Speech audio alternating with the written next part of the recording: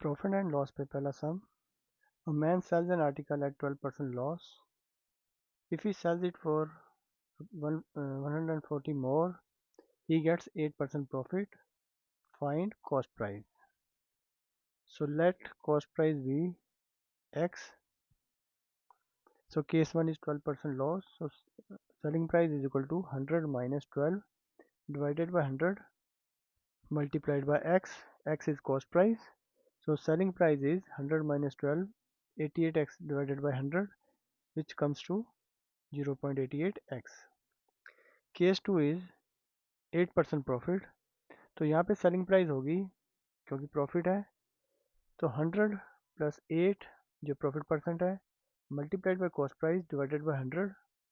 तो selling price होगी 108 x divided by 100।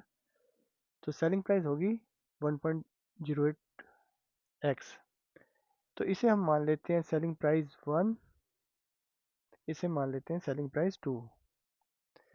So selling price 2 is equal to selling price 1 plus 140, जैसे कि statement में दे रखा है कि अगर वो 140 और बढ़ाकर बेचता तो उसे 8% प्रॉफिट होता। तो उस केस में new selling price is equal to old selling price plus 140। तो ये स्टेटमेंट बन जाएगी। सो न्यू सेलिंग प्राइस थी 1.08x और ओल्ड सेलिंग प्राइस थी 0.88x प्लस 40। तो ये स्टेटमेंट बराबर हो गई, इक्वल हो गई।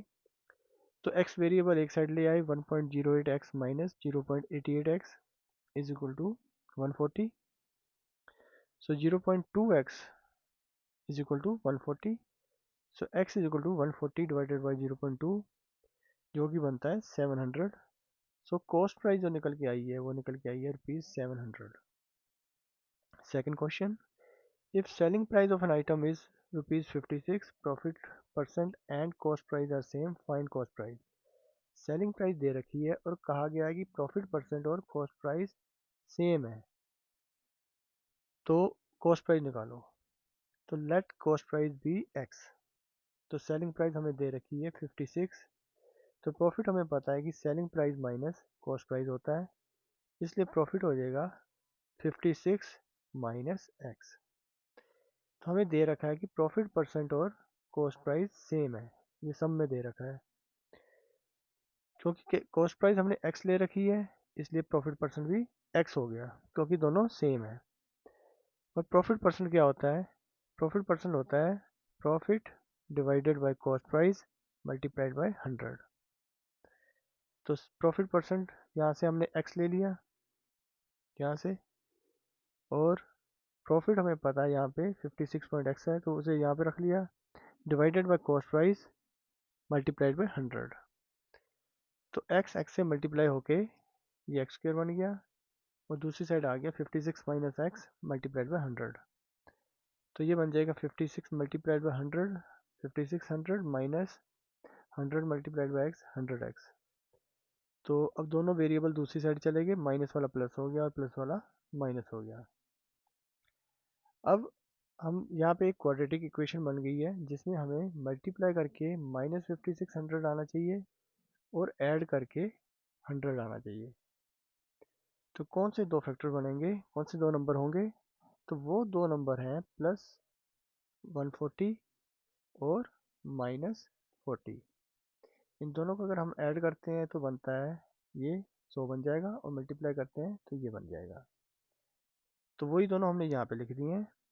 तो x is equal to minus 140 हो गया ब्रैकेट खोलने पे, इक्वल टू जीरो करने के बाद।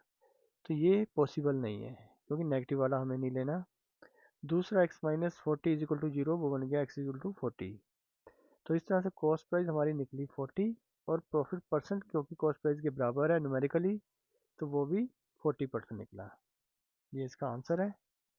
Third one, a shopkeeper marks a product at 500 and gives 10% discount. Cost price is 360, find profit. Marks का मतलब होता है कि उसने उस कपड़े के ऊपर उसकी जो प्राइस लगा दी है वो 500 लगा दी है, उसके बाद 10% डिस्काउंट दिया है, और कॉस्ट प्राइस उसकी 360 है, तो प्रॉफिट निकालना है। तो mark price is equal to 500, इसी 500 के ऊपर 10% डिस्काउंट है, तो जो सेलिंग प्राइस होगी वो होगी 90%, 500 की। तो सेलिंग प्राइस हमारी निकल आई यहाँ पे 450, और कॉस्ट प्राइस हमें दे रखी है 360। तो प्रॉफिट क्या होता है, selling price minus cost price. तो इसी 450 में से 360 हमने माइनस किए तो 90 आ गए। तो प्रॉफिट परसेंट होता है, ये प्रॉफिट निकल आया हमारा 90 रुपये। अब हमें निकालनी है प्रॉफिट परसेंटेज। तो प्रॉफिट परसेंटेज होती है profit divided by cost price multiplied by 100।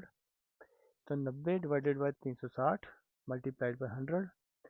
तो 90 360 से जब कटेगा तो यहाँ पे आ जाएगा 4 नीचे। तो ये परसेंटेज के हिसाब से बन जाएगा 25%। तो मुझे उम्मीद है कि तीनों सम्स आपको अच्छी तरह समझ आ गए होंगे। ऐसी और प्रॉब्लम्स देखने के लिए, ऐसे और सम्स का सोल्यूशन देखने के लिए please subscribe and like. Thank you.